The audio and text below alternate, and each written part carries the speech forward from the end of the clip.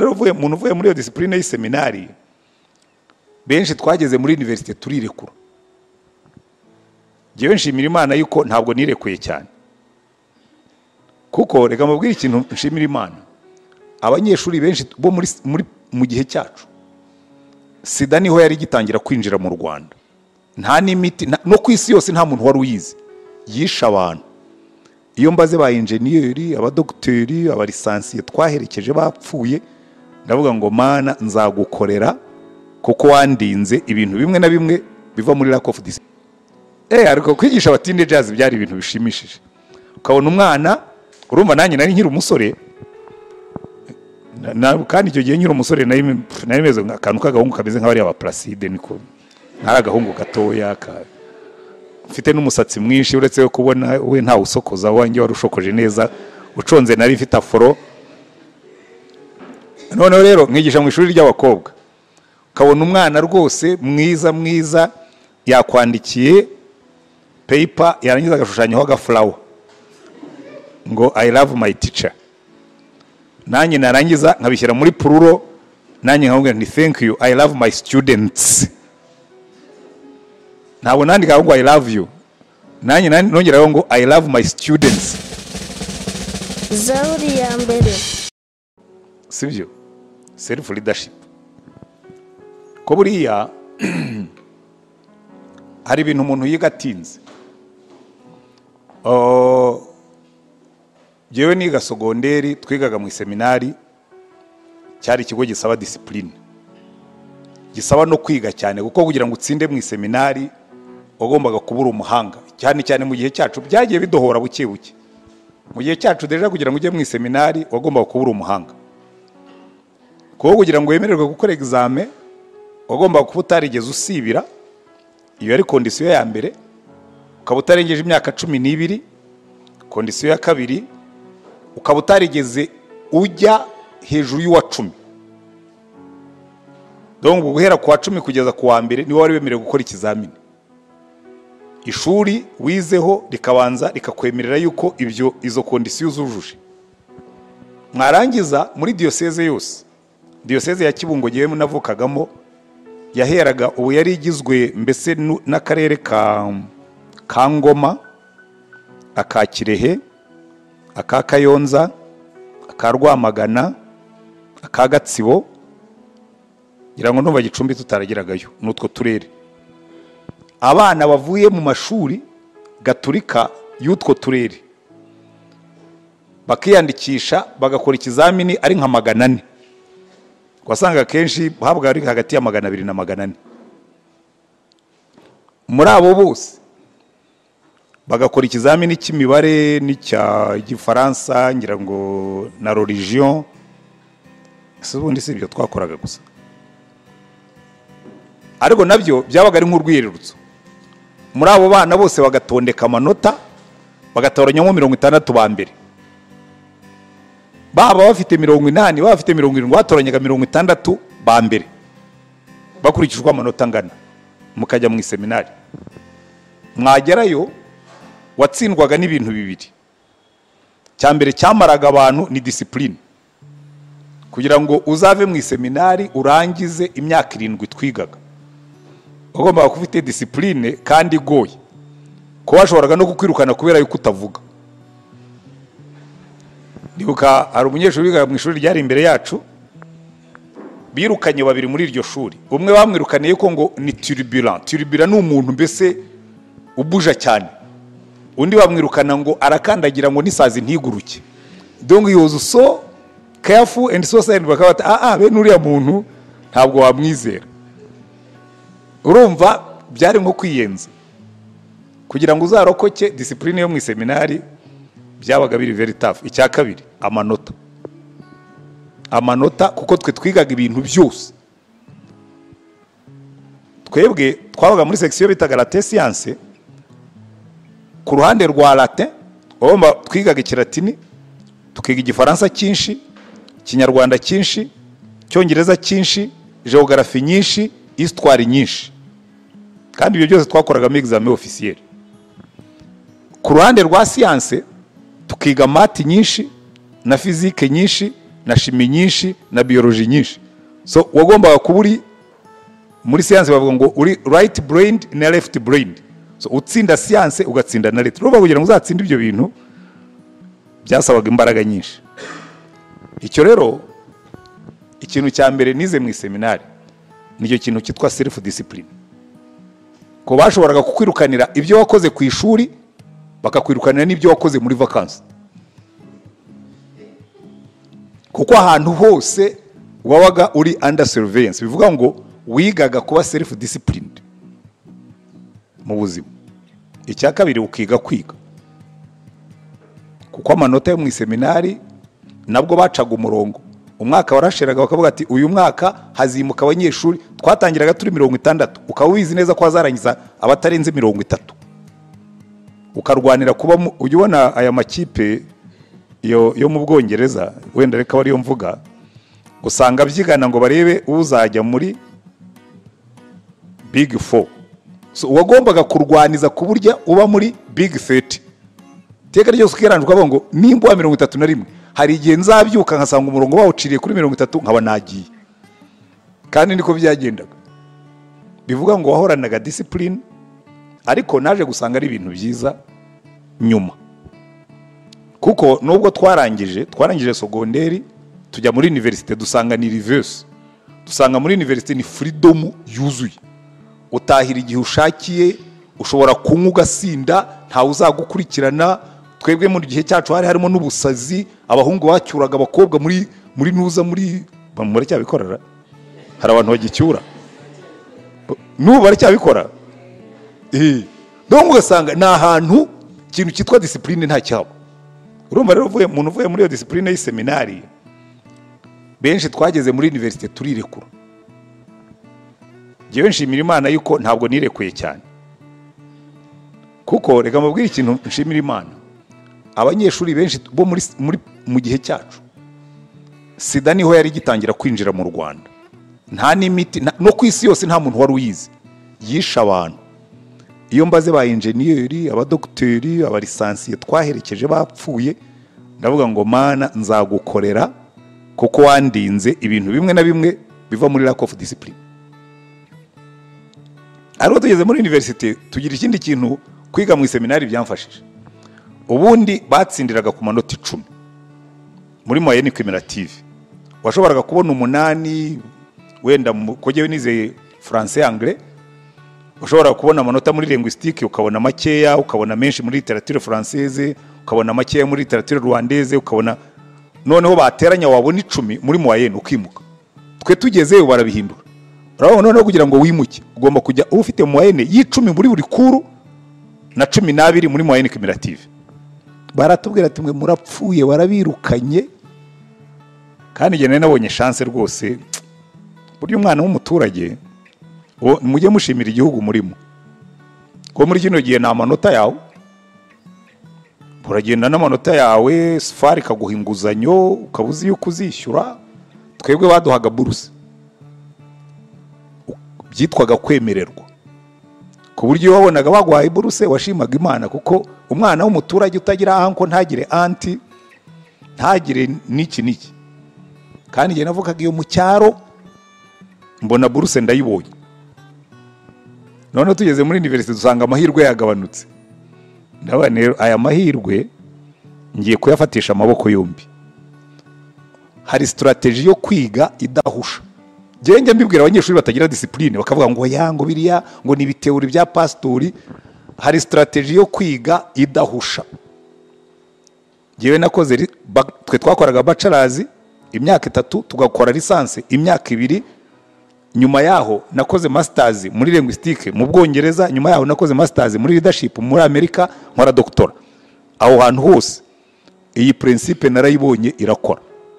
Principe numero 1, amanota uzabona angana n'igihe wamaze mu ikaye. Biri proportionate. Abazi imibare ikintu cyitwa proportionality, amasaha umara mu ikaye aba proportionate ku manota ukura mu ishuri. Cyo nicyo kintu cya mbere. Ariko nongereho ikindi kintu, hari abantu bamara amasaha menshi mu ikaye biga nabi, ibyo ndaza kubigarukaho, biga nabi, ukabona umuntu ari ipena aratoye iringa agakandagira no mu ndobo, hanyuma mwajya mu kizamini akabwira ati bya bintu nabyibagiwe. Kuki yabyibagirwaga? Muzi impamvu? Hari abantu mwumvise imvura yaguye muri no minsi ikangiza ibintu mu majyaruguru ndetse no mu bice bimwe by'amajyepfo. Hari abantu biga nk'iriya mvura y'amahindu, akicaraho bagahera mu kwezi kwa mbere atiga, bakicara mu ishuri arimo kudreaminga. Nge nabaye umwarimu nashobora kureba umunyeshuri nkavuga nti uriya munyeshuri for sure ntabwo ari hano, nubwo ahicaye ariko ntahari. Ujya kubona ukabona umuntu aricaye ameze gutya, uhita ubimenya cyane cyane rero abantu bageze muri iyi myaka yanyu. Ko jewe nagize n'umugisha nigishije imyaka 8 muri segonderi nivo zose. Muba mugeze muri ya myaka nyine ubutekerezo uzagukunda, ugatekereza uko uzubaka, ukabona umuntu neza yamaze kugera mu rugo yambaye voile yarongowe. Ariko kwigisha abatinde jazz byari ibintu bishimishije. Ukabona umwana, urumva nanjye nari nkiri umusore, kandi icyo gihe nkiri umusore nari meze akantu k'agahungu kameze nk'abari aba Placide, niko ntari agahungu gatoya mfite n'umusatsi mwinshi, uretse yo kubona we nta usokoza, wanjye wari ushokoje neza, uconze nari mfite afro. Noneho rero nkigisha mu ishuri ry'abakobwa, ukabona umwana rwose mwiza yakwandikiye paper, yarangiza agashushanyaho agaflower ngo I love my teacher. Nanjye narangiza nkabishyira muri pluro, nanjye nkamubwira nti thank you, I love my students. Ntabwo nandika ngo I love you, nanjye nongeraho ngo I love my students rwose. Kandi nuno munsi niko bimeze. Uza wa Kristo bambwira ko bankunda, nanjye ndabakunda, mu gitondo ndabasengera. Ariko icyo nenda amasomo nakuwemo nayahe? Number 1, kuko ikintu cyitwa self discipline mu kwiga, andika iyi principe ivuga ngo umunsi wa mbere ntugakererwe kujya kwiga, waba wiga muri university cyangwa segonderi. Kuko mu seminari ho wabyumvise wagombaga kuba hari day 1, iyo wazaga day 2 wagombaga kuzana n'ababyeyi. Nta kindi gisobanuro watangaga, wazanaga n'ababyeyi bakaza gusobanura aho wari uri. Kandi urumva nkanjye wari ufite mama w'umupfakazi w'umuturage kazi wo mu cyaro, na making agashuwa ko ntamwongerera imibabaro mu miruha yisanganiwe.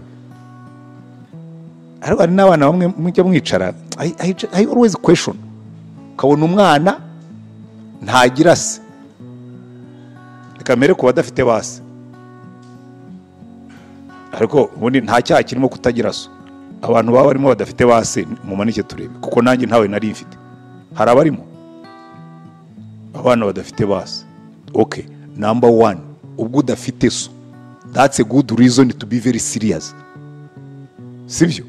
Uzi kubona warabaye mama wawe afite problem zo kukurera, ukanamwongeraho n'akahinda ko kubikirumbu, ukaba failure. Je mu bintu numvaga ngomba kwirinda, nkurikije ko mama yapfaka afite imyaka 25, adufite turi abana 4, ari je mwana we wa kabiri, ari je wabanje kwiga n'abandi baza bankurikiye. Navuga ngo nzameke ngashuwa ko mama tazababara kubera giwe. That's a motivation. Ariko nawe afite ba papa babo, ikano nawe bivuge nk'umupapa ufite abana. Ariko uzi ko warabyaye umwana akabikirumbu, akagukoza isoni, uri umuntu w'umugabo utarabaye imbwa, ukabyara imbwa. Nanze kuzishyiraho femini kuko nazo zibaho. Uzi kubona uri umuntu w'umugabo ukabyara imbwa, ngaho namwe ni mu bitekereze mwumve shemu ubuteye uwo mubyeyi. None rero ifite mama, burya mama bo bagira emotions nyinshi. Iyo uhushije, umva jewe nari n'umuhungu sinari umukobwa, ariko najyaga ndeba mama, n'ubu n'umukecuru turabana, n'ibyo byose hari ikintu kimwe ntazakora mu buzima, nta kintu nzakora kizababaza mama. Kandi ikintu kigusetsa hari ibyo nashoboraga gukora ntibimubabaza ariko ari bibi. Ngiyo ntera umukobwa inda nkamuzanira umwana, amushobora ko mama nta kibazo yari kugira, kuko mama akunda abana. Nari kumubwira ni mama, ni hari umwana nabyaye yari ariko ati muzana ahubwo ugize neza. Ariko mu bintu nakoraga I made sure, mu bintu byatumaga niga cyane, nuko narebaga na sweat yashyiragamo. Urumva umuntu wo mu cyaro yari adafite turi abana babiri biga, mushiki wanjye yigaga hano muri lycée, yewe niga izaza. Twataha amafaranga yose yabonye, ayo yagurishije ibishyimbo, ayo yagurishije iki akayama, kambwira ati ni wowe uzi iyo mujya muyagabane. Tukayagabana na mushiki wanjye, n'igihe wayagabanyaga ko n'igihe wari mukuru akaba igihe aba make, nkarumagihwa na mama ntabimenye na mushiki wanjye ntabimenye. Ubu nibwo nsigaye mbivuga, hari nubwo nigeze kubivuga mushiki wanjye aramubwira ati ariko ntukabeshye. Ndavuga nti simbeshya, ahubwo ntiwigeze ubimenya kuko narabihishaga. Najyaga mvi wacu Murambi hari hakurya iyo wambutse Muhazi, tukaza tukagera hino hano, kuva aho twambukiraga kugera Rwamagana harimo kilometero 11, kuva Rwamagana ugera izaza harimo kilometero 25. Inshuro 3 nahagenze n'amaguru.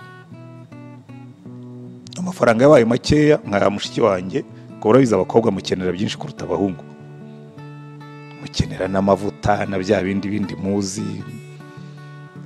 Tukicara nkamubwira ni amafaranga, nkorera liste y'ibyo ukeneye, yamara gukora liste nkateranya nkamuha amafaranga, asigaye akaba ariyo ntwara. Ariko kugira ngo mama atazagira agahinda,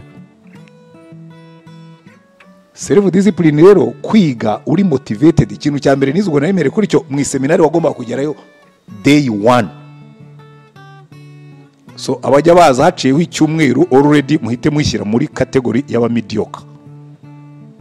Niyo waba uri umuhanga ugatangira abandi baratangiye ukaza waratinze, uhite wishyira muri category y'aba mediocre. Sibyo?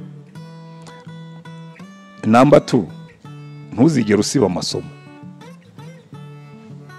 Jewe nshobora kwandika bakampa umudari mu banyeshuri biza amasomo, amanivo yose narayize. Nasibye ishuri rimwe gusa, only one day, niga muri primaire, nabyo narabikubitiwe. Indi minsi yose I was in class. Ni mu banyeshuri barangije bachelors ntasibye, kubundi sinkunze kurwaragura. Narangije lisanse ntasibye, nakoze masters mu Bwongereza ntasibye, nkora masters muri Amerika aho byo byari online, ariko no muri class twajyagayo ntasibye. Ndagiza doctor, sinigeze nsiba ishuri, kuko principe yanjye ya mbere yarambwiraga ngo amanota yawe iteka ryose aba proportionate ku masaha wamaze mu ishuri no mu ikaye. Uzi impamvu utagomba gusiba? Nuko burya kwiga kwiza ntabwo ari ukwiga amasomo gusa, ni no kwiga mwarimu. Ndabigisha tekinike nyinshi. Jewe hari ikintu buriya jewe nakundaga gukora ubushakashatsi, nza kudekuvura ko abarimu bose bari very predictable. Very predictable. Umwarimu wese nshobora kumusoma, nkicara mu ishuri rye nkakubwira ibintu azatubaza. Najyaga nicara nkasoma mwarimu. Uzi uko usoma mwarimu? Burya abantu bose by nature turabanebwe. Nanjye ndi umunebwe, nanjye ndi predictable. Deja jye w'abanyeshuri nigisha barabizi, ndanabibabwira nkababwira ni jewe ndi very predictable. Nigisha amasomo naguhaye objective kuri buri somo, ibizamini byanjye byose biva muri objective. Niyo nanditse mu isomo ngo nyuma y'iri somo abanyeshuri bazaba bazi ibi nibi, bashobora gukora ibi nibi, uzaba uzi ko ibizamini byanjye naho biva. Kuko niyo nje mu ishuri nkora samari, uzareba abarimu bose bakora samari, sibyo? Abarimu bose bakora samari. Araza akavuga ati nkuko twabyize ubushize, ti umunyeshuri mwiza ushaka gutsinda amasomo point 1 agomba kudasiba akagera ku ishuri igihe. Number 2 agomba kwiga amasomo yose akayasubiramo, ukabuze ngo najya gutanga ikizamini biriya yibuka nibyo azabaza, kuko nta mwarimu ukunda kujya gusubira muri note ashakisha ibisubizo. Bari mose bari predictable. So nujya kwiga day 1 ujye uri mu ishuri. Number 2 utega amatwi wumve mwarimu wanyu ko yigisha. Number 3 ibyo mwiza uwo munsi ubisubiremo nkawe ejo muzakora ikizamini. Hari no benshi mutsindirwa kuko ufata note ukagenda ukabika.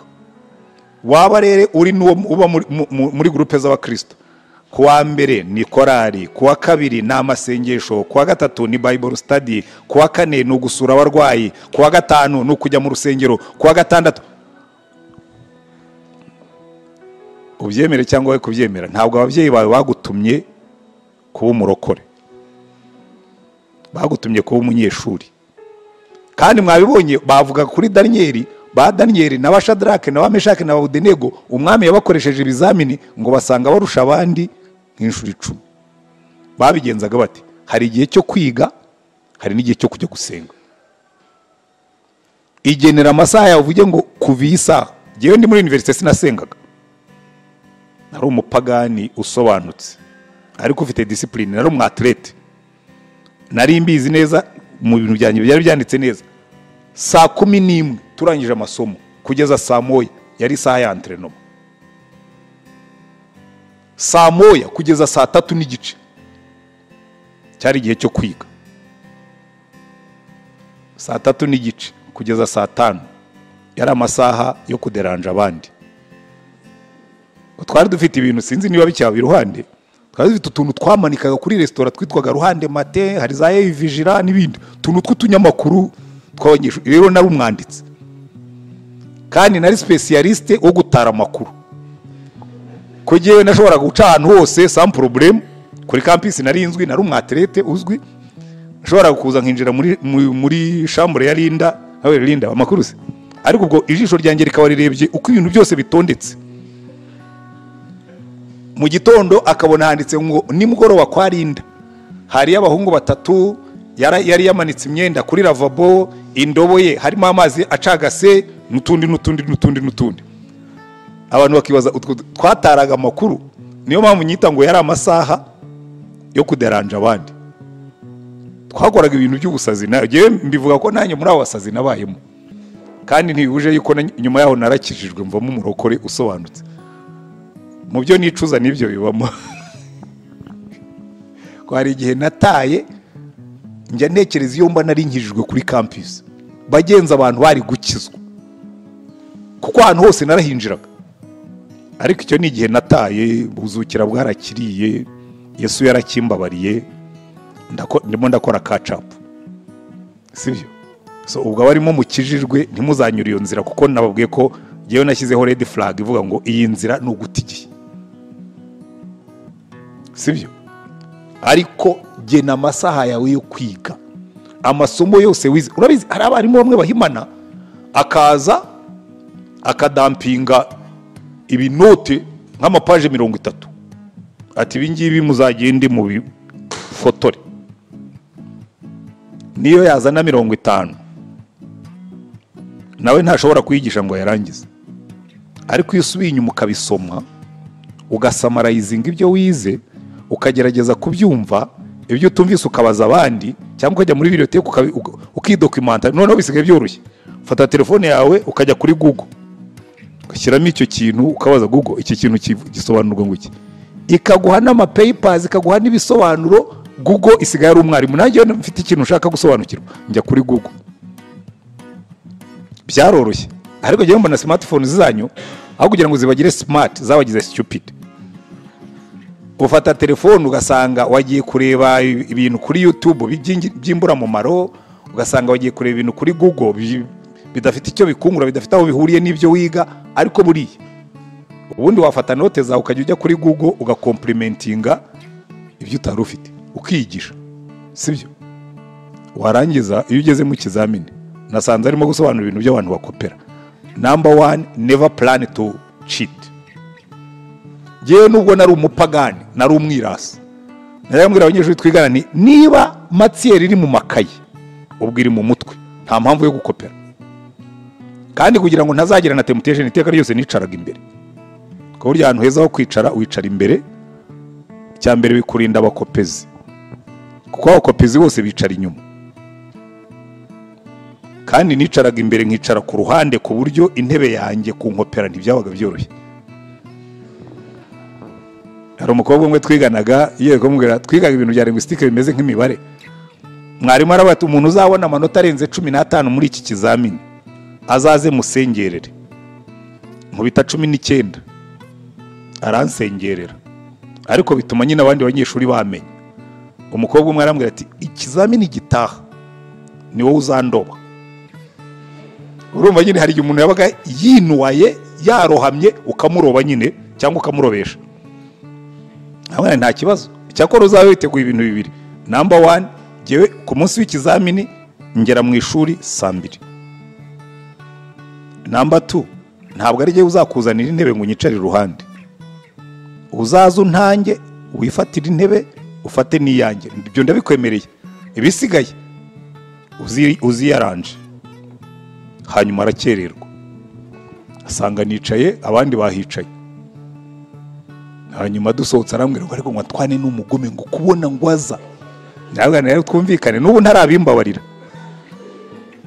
Urumva imyaka maze, icyo gihe hari muri 78. Waciye imyaka 40 ingahe? 45. Twarahuye ejo bundi. Arambwira ngo giye ngo urakirata nka kera. Ntabwo arabimbabarira. Ndavuga ndeka nkubwire, icyo ushatse kumbwira ndakibuka, nanjye cyarambabaje. Kuko iyo gihe namubwiye ngo ariko urinda umbwira ngo ndi umugome, ubwonko bwawe nijye bugutwaza. Iyo statement nuno munsi ntarayibagirwa. So mujye mwitondera ibyo mubwira abantu. Ibyo ariko ni ibintu by'abajene, umuntu avuga yumva nyine ari smart kandi urimo kuba stupid. Ariko iyo nashaka kubigisha ni iki ngiki. Ikintu cya mbere, self discipline mu kwiga irangwa n'iki? Every day revise amasomo yawe nkaho ejo mufite ikizamini. Kuri note zanjye nuko muri genocide natakaje ibintu byinshi. Na note zanjye aho twari dutuye abantu baraje babijugunya hanze barimo kwishakira ibyo biba. Niba baribwira ko harimo amafaranga simbizi, nsanga imvura yarabinyagiye byose bihereza umuriro birashya. Ariko note zanjye zose zabaga zanditseho iyo statement: revise this lesson as if you have tomorrow an exam tomorrow.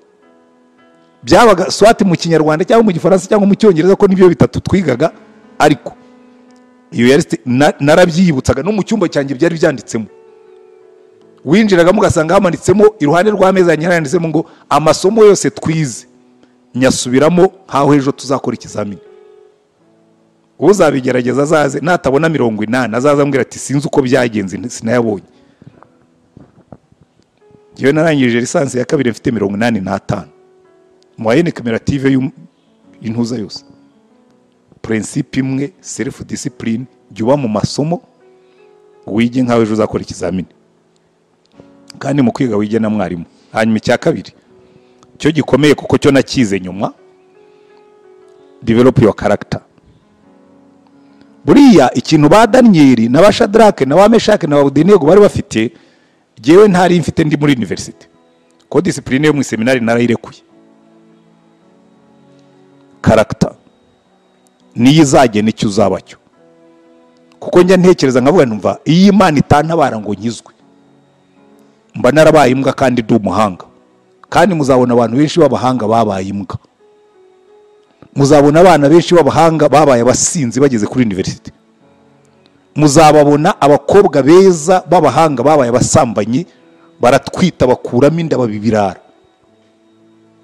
Kubera iki? Character. Aha rero niho uburokore bugira umumaro.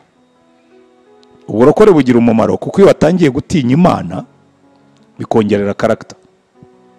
Murambibigisha nuko nabonye abakristo ntimufata, cyangwa bishobora kuba ari so simple yuko mutabyumva. Reka nsoze. Umwarimu umwe twiga kuri university yigeze guha abanyeshuri bo muri lisansi ya mate abaha ikizamini, exercice ya nyuma yari yanditseho ngo rimwe guteranya na rimwe egal. Noneho abanyeshuri baraza baricara barareba rimwe guteranya na rimwe muri lisansi ya kabiri ya matematike. Bamwe batangira kumukosora bashyiramo bamwe bongeramo amakosinisi, abandi bongeramo amatangente, abandi bongeramo iki, agenda bahaho 0. Narababwiye ngo rimwe guteranya na rimwe murimo muriga imibare. Ninde wabwiye ko iyo wiga muri lisansi ya kabiri ikizamini ugomba gukora iteka ryose kigomba kuba kiri complicated? Rimwe guteranya na rimwe egal 2. Rero n'ibintu by'uburokore biri so simple. Hari ubwo bibwira abantu bakavuga ngo ariko ngo buri agomba kuba ngo hari ibintu atumvise neza. Uburokore bworoshye nko kumenya Yesu. Ikintu kidevelopa character yawe ni ukumenya ko aho uri hose Yesu akureba. Ubwo mwumva bikomera 70 birakomeye. Kwicara muri shambure yawe umuhungu akazamo yatangira kugutereza ukamubwira atari kumbabarire Yesu aranyumva kandi arandeba. Ubwo murumva bikomeye. Kugenda wakwicara wafata telefone yawe. Ejo ibyo twese bitubaho. Ejo nafashe telefone nashakaga kwikurikirira ibintu by'ikiriyo cyabaye kwa Resheveka wacu. Byacaga ku rubuga rwitwa Umubyeyi Wacu TV. Ndayifungura ndebye hepfo, so hariho iminsi 2 ikurikiranye. Icyari gikurikiyeho cya gatatu sinakibabwira kuko ni urukozasoni. Ndavuga nase nk'uyu muntu, ariko nzi neza yuko bamwe muri mwebwe ushobora kugenda wabona icyo cy'urukozasoni akaba ari cyo uhitiraho, ukabanza ukanagifungura ukacyumva cyangwa ukakireba. Niki kizakubuza kukireba kandi kiguteye amatsiko? Urakizi? Amaso ya Yesu atuma udevelopa character discipline, cyangwa discipline of character. Ukamenya ngo hari ibintu ndeba, hari n'ibyo ntareba, hari ibintu nkora, hari n'ibyo ntakora, kuko nta na rimwe you are never alone. Nkunda Davize ya Liverpool iravuga ngo you will never walk alone. Buri rero na Yesu yaratubwiye ngo you are never alone, you will never ever, aho uzajya hose. Mu byandike muvuge ngo pastor yatubwiye ngo aho nzajya hose I'm never alone. Nicyo gituma umuntu agira discipline, kagira character. Jewe sinshobora kubeshyera umuntu, icyo ni character. Ariko si ukubera ko ndi mwiza nuko Yesu anyumva aho ndi hose. Sinshobora kurimanganya ngo nsinyira amafaranga nta atariyo. Kubera iki? Kubera ko aho nicaye hose Yesu abareba ibyo nkora. You are never alone. Muri mwara bashaka kudevelopinga culture ya discipline and excellence. Burya the best way to be excellent, ubanza umenye Yesu.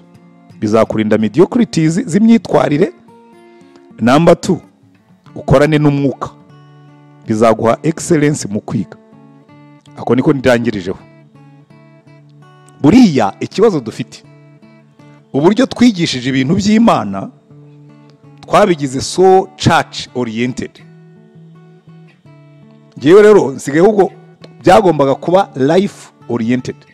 Number 1, kumenya Yesu bikurinda mediocrity z'imyitwarire, z'imitekerereze, kuko n'ibitekerezo byawe arabisoma. Do you know that? Kavuga ngo hari ibintu ntajya ntekereza kuko ibyo ntekereza byose biri open. Niko Imana ivuga, ibyo ntekereza byose biri open ku maso y'Imana. Number 2, hari nanjye icyo ngomba gukora, discipline mu byo nkora. Ariko number 3, mfite helper. Uri urimo kwiga ibyo uziga byose, byaba ari imibare, arya wewe wiga ububyaza, okay, reka wewe mfata urugero. Uriya ni inshuti yanjye, ndamwemera cyane kugeza igihe azandesova, ariko kugeza no munsi ntarabikora,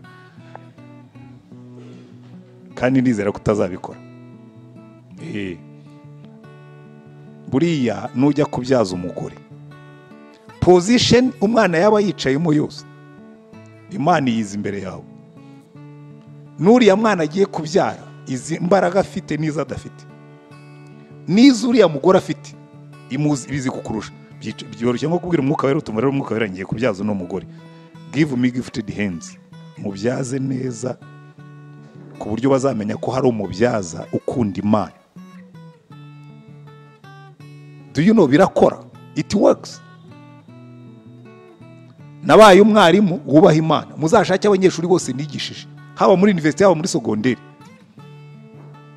Narabasengeraga bose, nabaga nzi ubushobozi bwabo, nkabigisha nk'uyobowe n'umwuka. Ayo wiga ibintu byahiti, biriya bintu byahiti umwuka kurusha kubimenya, kuko ubwenge bwabihanze niwe wabushyize mu bwonko bw'abantu. Buri ugiye ukicara imbere y'ikintu cyananiye abandi ukabutumva rero umwuka wera, ndagira ngo unyinspiringe iki kintu ndagikora, ikashi nzakuramo zizakora umurimo w'Imana, zinafashe n'abantu b'Imana. Azabiguha, aguha ubwenge. Umwaka w'2000 wegereje, abantu bose bari bahangayitse ngo computer zose zakurashinga. Abana b'Abahinde baricara formula barayibona, ubwo si yibonwa n'umukristo agahesha Imana icyubahiro. Kwajya bagati wabivumbuye uti ni umwuka wabimbwiye.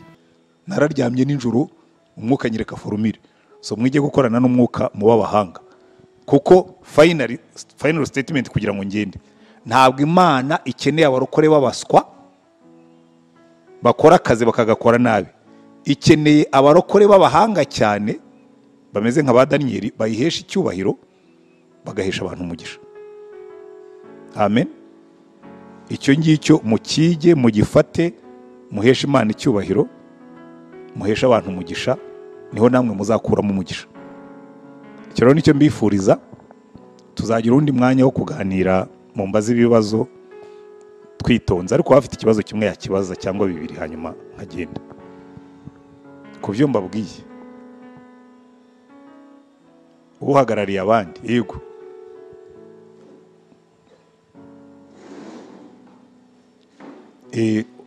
Ndashaka umuhungu umwe n'umukobwa umwe. Nintabona umukobwa ndatomboza mu bari hano. Sawa, murakoze. Nitwa Sabato Ephraim, ntago mpagarariye abandi. Niga shoreje Gikondo muri SFB. Hari ikibazo cya mbere, ndishimye ko ndi hano, n'ubwa mbere duhuye physically, nari nanabikeneye cyane, rero mbishimiye Imana. Ngewe n'ikibazo cy'amatsiko kiri muri leadership. Muri leadership ibiganiro bya byinshi nabirebye kuri YouTube, hari naje kumenya ko ukunda John Stott. Ni nk'ize character nk'eshatu cyangwa principe nkeya yari afite ziri applicable kuri twese turi hano tukiri batoya. Ikindi ugereranyije ubuzima abayemo muri kaminuza, wenda utari wakizwa kuri izo disciplines zose wari ufite n'ibiki, ni gute noneho tugomba kubihuza n'ubukristo tukabaho ubwo buzima? Ikindi nuko nifuza kuba inshuti yawe personal nka Cynthia. Sawa, murakoze.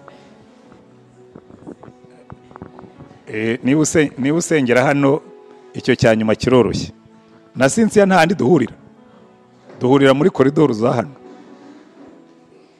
sibyo? Nta handi duhurira, ni muri koridoro za hano. Ntabwo ngiye nkunda kugenda, n'abandi bose turahahurira. Buriya Cynthia nuko ari navuze, hari n'abandi benshi barimo hano tujya duhura nkababaza.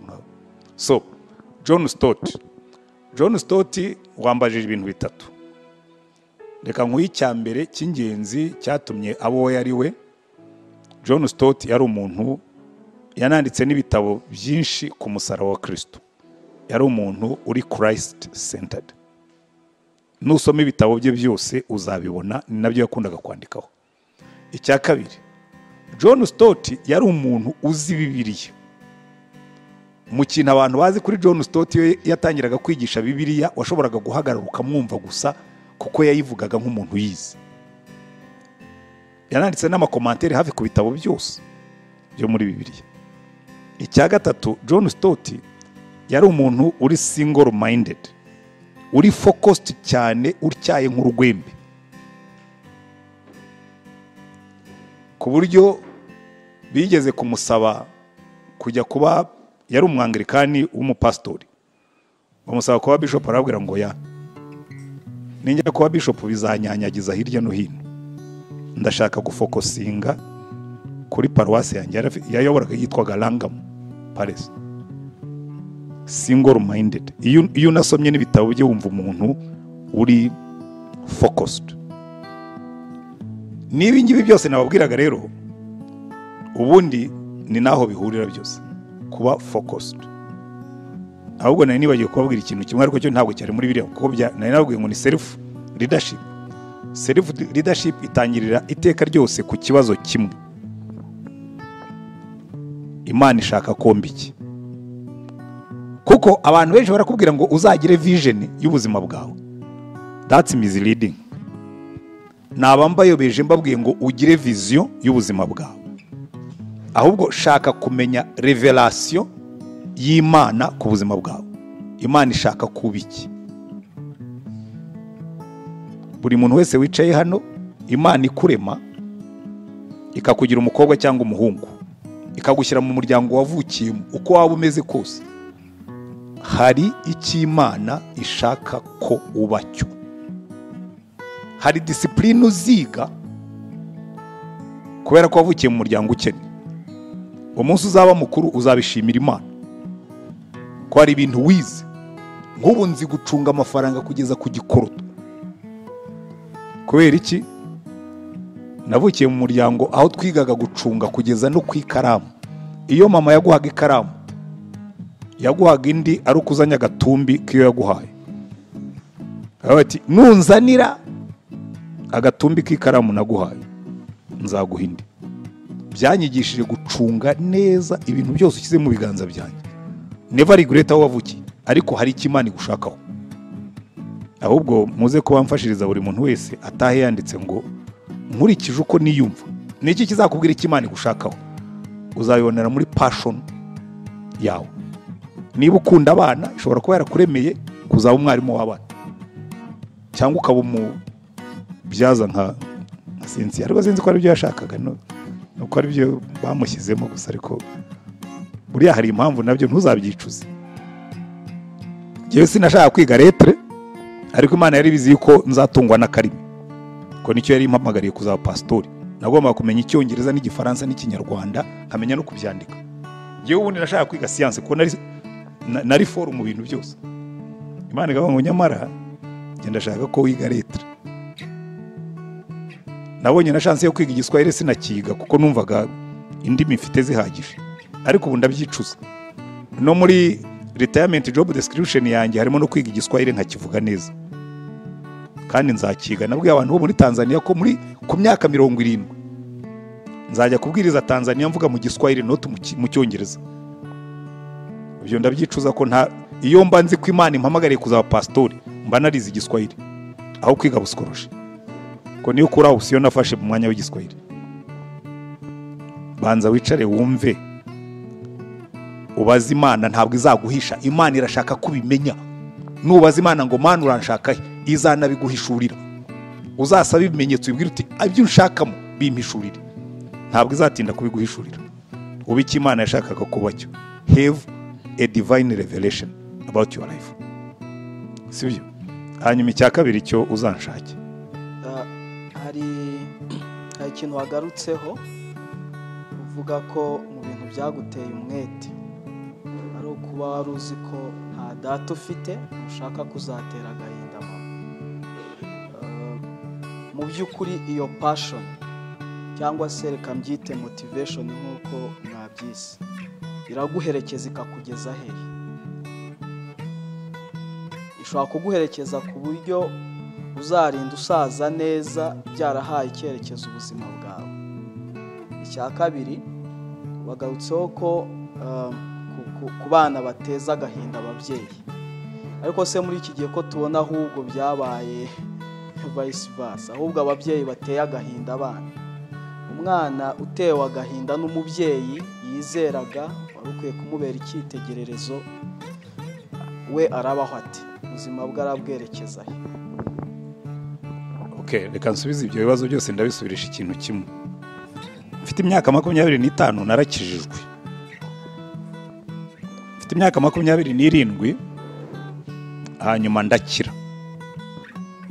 Icyo nita ndakira kuko icyo gihe nibwo Imana yakoze operation radicale muri jewe, inkiza ikintu cyitwa ubupfubyi, inkiza n'inzangano n'imijinya nari mfite kubera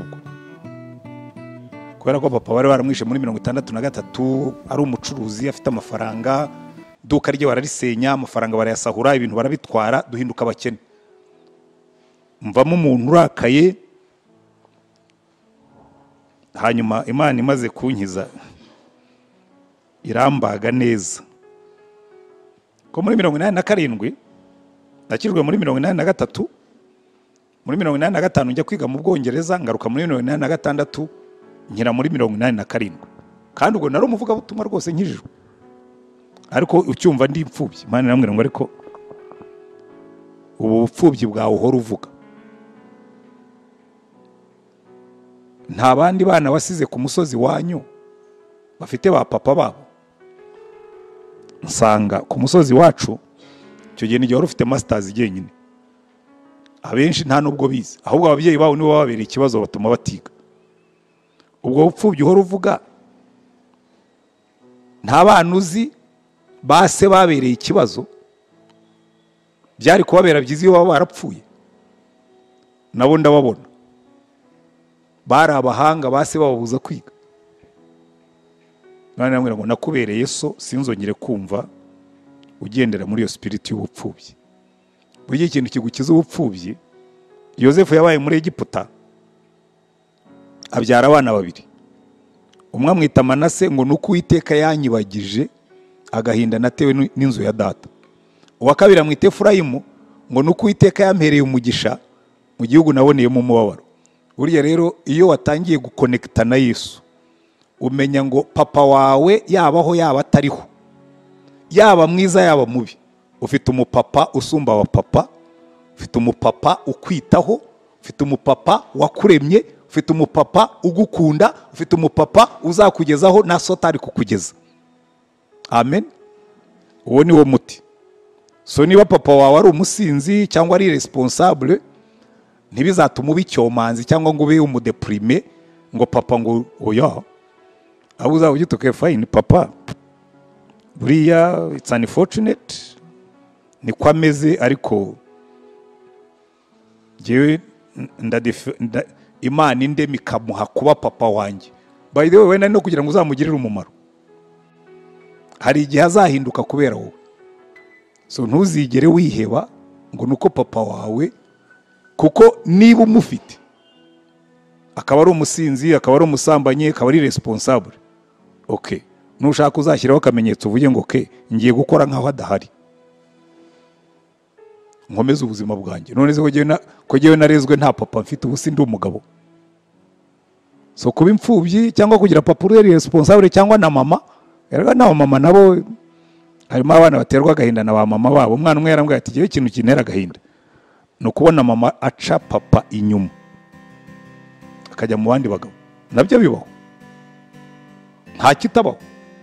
Isi y'abanyabyaha ibamo ibyaha, ariko wowe uzagenda umurongo Imana yagutarashirije wige kuwugendamo, Imana ikubere so, ikubere byose. So umukobwa wanjye ari hehe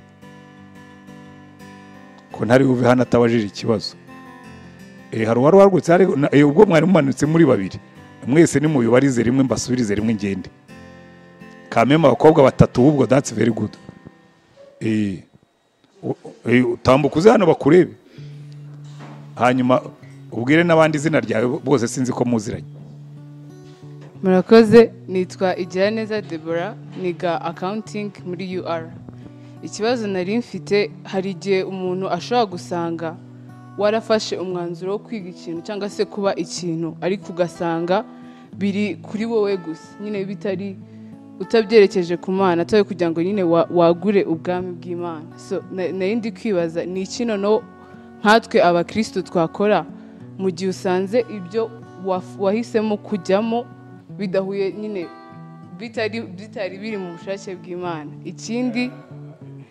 Ikindi ubuzima, hari igihe usanga ubuzima nyine umuntu abayeho ufite ibintu byinshi yego ufitemo impact ariko ugasanga biri gutwara wa mwanya wo kugira ngo nyine wige cyane ugira ayo manota, wenda ayo manota ukaba wayagira ariko ugasanga ubayeho ubuzima nyine bw'akajagari. Ni iki twakora? Murakoze. Okay, reka mere ku kintu cy'ubwami bw'Imana. Ubwami bw'Imana has nothing to do with church. Sibyo? Ubwami bw'Imana nugenda ukaba umukontaburi, ukaba umwodita, aho uzaba ukora uzaba uri ambassador w'Imana aho ngaho. So ubwami bw'Imana ntubihuze no kuririmba muri korari, ntubihuze no kuza mu rusengero. Ubwami bw'Imana ntaho buhuriye n'ibyo ngibyo. Ubwami bw'Imana it's a lifestyle. Wabyumvise? Icyo waba ukora cyose, you are a citizen of the kingdom. Ubuse nturi umunyarwandakazi, sibyo? Ubunyarwandakazi bwawe n'ubwami bw'Imana, ubwami bw'Imana buri biga, kuko ubwami bw'Imana bukugira umuturage w'isi, kuko isi yose ni y'Uwiteka. So ubwami bw'Imana nuvuga ngo bugira culture, ukavuga ngo ngewe nk'umuturage kazi w'ubwami bw'Imana hari ibyo nkora, hari n'ibyo ntakora, sibyo? Hari ibyo ntekereza, hari n'ibyo ntatekereza. Nujya gukora kontabiri tuzayikora nk'umuturage wo mu bwami bw'Imana uhagarariye Imana aho ngaho ukora muri iyo company. Amafaranga uzahembwa uzafasha abakene kuko it's a kingdom culture. Uzatanga icyacumi, it's a kingdom building. Ibyo ngibyo rero aho waba uri hose uri mu bwami bw'Imana. Icyo ntikizaguhangayike. Number 2, niki kivura akajagari? Agenda yanjye nayisize mu modoka. Ubundi niyo wagira agenda, ndabona bamwe bazifite, ariko akenshi icyo muzikoresha no kwandikamo note. Every day ujye ugira priorities. Ukora agenda yawe uvuge ngo mu gitondo uyu munsi mfite amasomo ngomba kwiga kandi nimugoroba ndaza kujya muri korari. So ndabyuka kare saa 11 nige ngeze saa 2 njye ku ishuri. Make sure you have time for everything important. Sibyo? Ubundi abantu bazi gukora prioritization, jewe nari nzi kubikora ntarakizwa, ariko aho nakirijwe byarushijeho. Iteka ryose first things first. Tondeka ibintu ibya mbere abari byushyira imbere. Nubona ibintu byinshi byitondetse imbere yawe ujye ushyira mu munzani. Ujye ngo uyu munsi dufite korari kandi ntajya muri korari ku cyumweru sinzaririmba, kandi ejo nanone mfite ikizamini ntigiye, ikiri buze mbere niki? Ubwo uri umunyeshuri banza wige. Nusiba korari rimwe ntibazakwirukanamo, uzajyayo gutaha udafite ibizamini. Unatangira poroje wabwira uti kubera ko dufite ibizamini uyu munsi sinza muri repetition. Mucuti wawe azaza kuguhamagara ati ngwino ujye kumfasha gutondeka iby'ubukwe, ubishyire mu munzani ugitoke kumufasha gutondeka iby'ubukwe bihuye n'ikizamini nzakoreje umugore tumbabarire, ndaza ntinze mbanze nige mbone kuza kugufasha iby'ubukwe. Prioritization. Sibyo? Ibibazo byawe byombi simbishuje.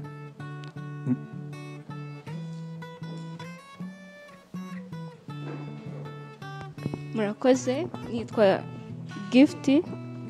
Yego. Njyewe cyambere ndishimiye kubona, nkunda kubona hari urubyiruko rusenga kuko ntago bikunze kubaho. Njyewe noneho twaravuga ko ndakuri Inyamirambo, ni ahantu h'abasilamu, noneho kubona abana nyine bajya gusenga bari ikibazo, aho ndashimana ko mwabonetse. Njyewe ikibazo mfite uyu mwaka church ahangaha bafite intego ivuga ngo abasaruzi barabuze ariko ibisarurwa birahari. Yego, natendinze ari ziriya 40 days nsanga nyine ko bavuga abantu basanzwe, twege urubyiruko n'iki twakora, twege igihe tugezemo, sibyo? Ni gute tuba active tukagira n'abandi active kujya tuzane n'abandi ku Mana, mbega gukora cyane kwacu. Weho igihe wakijijwe waraturutaga, noneho na hasi ariko bavuze ko wigishije n'abana bo hasi, ubwo uzi nuko abo hasi bakitwara uko bakifata. Gukorera nyine hamwe n'abandi tukazana abandi mu bwami bw'Imana, apana kuba saved twenyine, nyine hari igihe ureba profit ufite uri mu Mana ikibaza ko kiriya muntu atazumva ko kiriya nshuti yanjye itabimenya nyine ukumva uri blessed wenyine kandi nawe agomba kuba afite uwo mugisha nawe agomba kuba nyine ayo mahirwe amugeraho. Ikize nirwe nkisubiza buri muntu wese uzahura na gift nubwo jewe naje ntinze ariko naje nihuta nka Paulo aho nakirijwe ari abana nigishaga bose yewe n'amaseri watuyoboraga nasize bose barakijijwe yego abana bose ntibari barakijijwe ariko grupu nini yari yarakijijwe genda ubwira abantu Yesu ariko nawe abanza ture muri wowe ku buryo uzajya kwegera wese azajya amenya ngo muri gift iyo wicaranye na gift nyuma y'iminota mikeya utangira kumva Yesu yagufasha kandi urubyiruko nirwo rwinshi nirwo rugomba gusarurwa ahubwo ibyo ngibyo b'Amanuel babisigarane baze kubibateraho umwete. Murakoze. Nitwa Isezerano na Rada. Ngiye ikibazo nari mfite ni ku bantu bahereza ibintu batasabye nyine atari byo bashakaga. Urumva niga statistique ariko hafi ya 70% ni abantu bahereje statistics batarayisabye. Noneho ugasanga umwana arakubwira ati nigiye kumbwira ati reka twige niba ari probability muri kwiga akubwira ati niyo wagira ute imibare njyewe sinkorana nayo byarananiye akayo naho nasanga banavuga ati ndoba nyine cyangwa nyine nkopeza kugira ngo mbone nazagira biteke. Ese ni iki wabwira uwo muntu bahaye ikintu atasabye kandi niyo wamusobanurira ute nyine yumva ko byaragiye nyine nta kundi niyo nama wamugira? Bo buriya nababwiye ko nanjye wampaye ibyo cyakora ryo nabisabye ne kubeshyira leta gusa icyongereza n'igifaransa byari inyuma. Number 1 ya mbere yari medicine, number 2 ya mbere yari agrivet, number 3 yanjye kuko giye numvaga nzajya muri domaine iba mu bushakashatsi kandi scientifique. Hanyuma number 3 yari France anglais abariyo bamo. Ariko ubu iyo nshubije amaso inyuma nsanga Imana yo yari izi neza yuko aho ngaho ariho inshaka. Uwo mwana urimo kwiga atabishaka, he or she is wasting time. Uzamubwira utereka rero nkugira inama ya kigabo, aho kugira ngo wige ibintu utabishaka bivemo ujye gushaka ibyo ukunda ubijyemo. Icyo ni kimwe, that's all. Cyangwa se iyemeza ubyige kuko ntuzi aho ubuzima bwawe bugana. Ariko numwakiriza Yesu azabyiga nezerewe kuko burya ibintu byose Yesu arabikoresha, ibyo umuhereje n'ibyo akoresha, sibyo? So ntihazagire numwe muri mwebwe utigiye no mu kazi n'ubukora akazi udakunda ujye usenga wihutire kukavamo, cyangwa se niba utakavuyemo gakundi usengere kugakunda ugakore neza ko niho Imana izaguhera umugisha. Biriya bintu rero byo umuntu ukubwira ngo gerega ngo imibare ngo sinshobora no kuyumva, reka mbabwire secret yo kumva ibintu ubundi utumvaga. Hari abantu muri mwe bafite ibintu biga batumva, kumva pe kandi ugomba kubyiga. Uzi secret ya mbere yabyo, nanjye ngira ibintu nize ntakundaga, noneho nandika teze yanjye hari chapter imwe nagombaga kuyubakira kuri matière twize ntakunda, tunabyiga rwose na mwarimu yarabizi ko ibyo ntabikunda. Noneho marerezo mangiye kwandika byinjira mu byo nzakoresha ngo teze yanjye kundi. Hari chapitre imwe niyo namazeho igihe kirekire kuruta izindi, nkandika nabiyo mwarimu agahora ati ibi bintu nyandikira ni biki koko, uri muzima cyangwa umutwe? Urumva ni doktora kandi hari ubwo mwibwira ngo abaswa baba hasi no hejuru haraho. Noneho ngezaho ndasenga mbwira Imana ngo Mana iyi chapter igiye kunsaza. Numva Imana irambwiye clear, irambwira ngo kubundi ibi bintu wigeze ubikunda, na mbere yo kuvuga ngo byakunaniye wigeze ubikunda. Burya ibintu utabikunda ntubiha umwanya. Iyo ibintu utabikunda iyo bije uhita ufunga ubwonko. Uzarebe n'umuntu udakunda yaje uhita wumva uba depressed. Ese ngo kirageye siko bimeze. burya rero intambwe ya mbere kugira ngo utsinde matsiyeri jya ubanza uyicareho ubwira Imana ngo Mana umpa urukundo rwo gukunda imibare, kuko imbuto ya mbere y'umwuka ni urukundo. Burya ntabwo abantu bazi gukorana n'umwuka mu mbuto ze, ukabwira umwuka umpa urukundo rw'imibare. Automatically iyo chapitre Imana yambwiye ngo wigeze ubikunda, numva nibyo. Ndabona nakoze wa mugani henga mbisengereho, ubundi matsiyeri ivuga iki, igamije iki, kukiriho ntangira kubikunda. Iyo chapitre narayanditse nihaye amezi 2 ndayandika. Mwarimu arambwira ati se ubundi kare kose byari byarakugendekeye bite? Sinamubwira ngo nabanje kwisengera ndayikunda, maze kuyikunda iraseka. Sibyo? Burya matsiyeri zose iyo zikunze ziraseka. Za zindi wajya kubona zigushigikiye amenyo, iyo wazikunze ziraseka. Bihita bikemuka.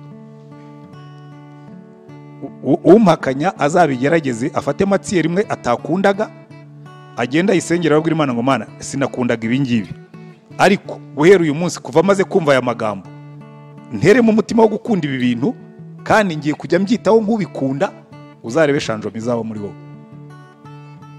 Ibyo mvuga je mbifitiye gihamya. Teze yanjye narayanditse niyo yatwaye igihembo cy'uwo mwaka, kandi yari yubakiye kuri iyo chapitre nangaga. Ibintu byose uzakunda bizagusekera. Nunorora n'inka, iyo ukunda inka ziraseka, urazibona pe. By the way buryo uzarebe nibi bisanzwe. Iyo ubonye umuntu ukunda aje, uhita wumva muri wowe harimo utuntu kutunyamuneza tuje. Siko bimeze? So Imana ibahe umugisha. Reka ngarukiriza hangane gukereza, ndabizo bujya bitangiye kuryoha, ariko mbisigiye Obed na Manuel na Cynthia n'abandi babafashije. Imana ibahe umugisha. Ubutanzi yaranja rwose, nzaba ndi muri retirement. Nimwongera gukora muri vacances zitaha, nimwongera mukora igiterane nk'iki, rwose nzaza for a full day. By the way hari n'ikindi, nubundi tugira abatinzi, tujya tugira amateraniro y'abatinzi. Ubu ngiye gushiftinga nimva mu bakuru, nigire muri Sunday school no mu batinzi. Noneho mujye mumbona, ba Ephraim bifuzaga kumbona bambone, nta kibazo. Niturangiza amateraniro twicare tuganire. Sibyo ra? Nimukura mugasabwa nzaza kuba umukwe mukuru ndi muzehe. Ntabwo byari byiza se? Narada buriya nagukoze isonera, buriya ugiye nko gusabwa nkazana kubera umukwe mukuru. So reka dusenge Imana mbareke nanjye nge mu bindi. Turagushimye Mana yacu, no munezero wacu kubana n'urubyiruko rwacu, tukabongura ubwenge, tukabatera umwete, tukabinspiringa. Ndabasengera ngo ari ubigisha. Ijambo ryo ratubwira ngo abana bacu bazigishwa n'Uwiteka. Reka umwuka wera abari ubigisha, abungura ubwenge, abaho ubuhanga, abahe character, abahe imbaraga, kugira ngo bazasohoze imigambi wari ufite ubwo wabaremaga ukabashyira ku isi. Ukorane nabo, ubane nabo, ubafashe mu masomo biga, ubafashe mu buzima bwabo bwa buri munsi, urwanye ibibarwanya, challenges zabo zose ujye uzibakemurira, kandi urangiza ubaho umugisha. Ko byose ni mu izina rya tubisabye Umwami wacu Yesu Kristo. Amen. Musigara amahoro rero. Zaburi ya mbere.